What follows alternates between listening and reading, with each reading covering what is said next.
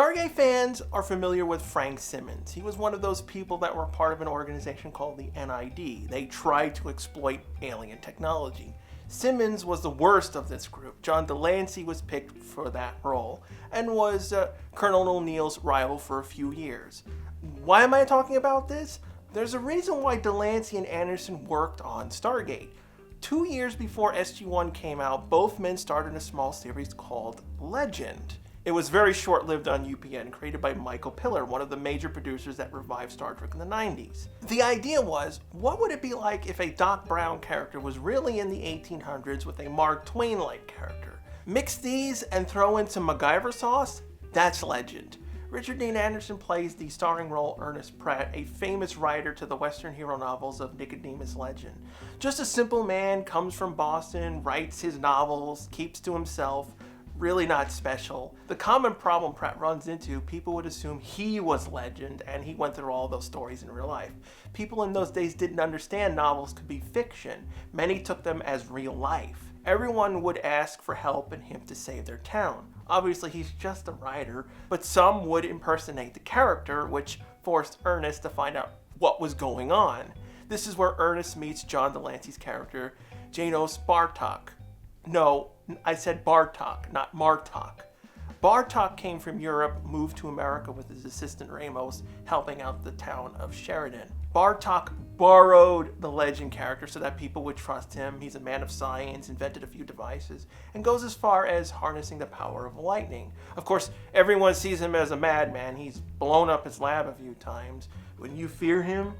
I love De Lancie's role in Legend. The character was written for him, all the traits that you like from Q1 Star Trek, that pompous, arrogant idiot, that's all there. At first, Janos comes off as a jerk. He took the Legend character to push him ahead along with his tech to make him look magical. But he's doing it for the greater good. He wants to invent and help people out for real. The way he's doing things is stupid, but I give him a pass. The man's built himself up, moved from a foreign country with little money, and doesn't invent his gadgets solely for gain.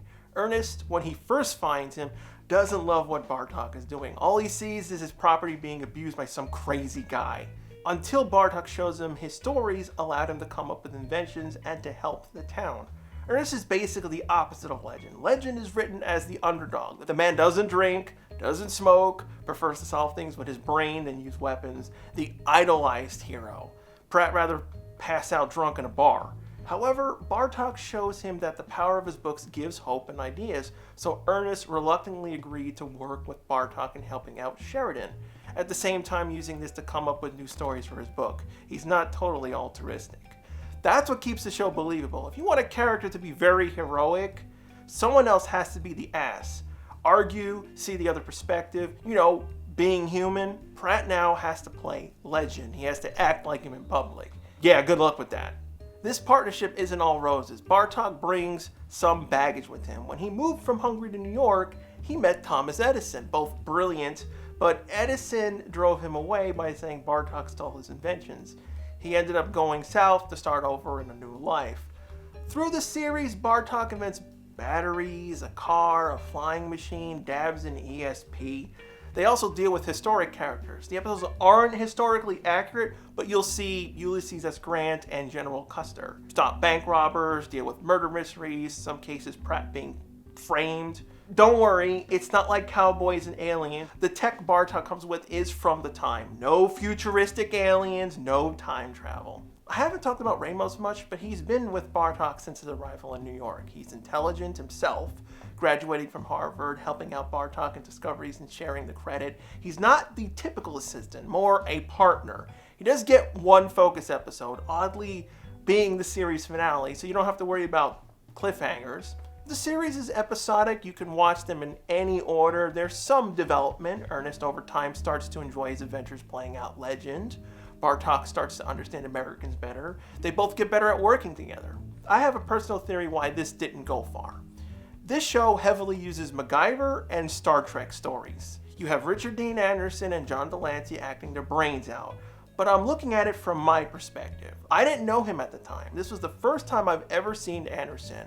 What drew me to the show was De Lancie. I knew him as Q. I loved him for that role. I wanted to see him. The biggest issue was that it was a Western. They had their place, there were films like The Good, the Bad, and the Ugly, but by the 80s and 90s, no one cared about Westerns anymore. I will also say that De Lancie's accent wasn't that amazing. It pulled you out every now and again, but the big kicker, Piller was still in his Star Trek mode of thinking. He was still working on the show, so some episodes felt like it was from there. Mixing it with Western stuff didn't flow right. So as a young kid, the setting didn't really keep me there. Even today, I don't really care about Westerns. They exist, they're fine, just not for me.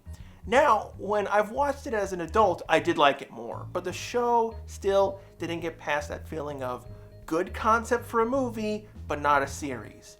What really limited the show was the budget. All they had was the Western town set, and that's really it. They couldn't afford to go into a real city and deal with bigger stories. If they were able to have Bartok be involved in wars and other historical events, it could have picked up more steam. It was very close to Indiana Jones, it just didn't click. The 12 episodes were good, I have no real complaints. Pratt has to bring in a murderer because he wants to be captured by the great legend. A mother ropes Pratt into shilling for her annoying son. Episodes making Bartok look like he's the spawn of the devil. And a few Indian stories. I think Legend would have worked better as a TV movie. In fact, it did start out as that.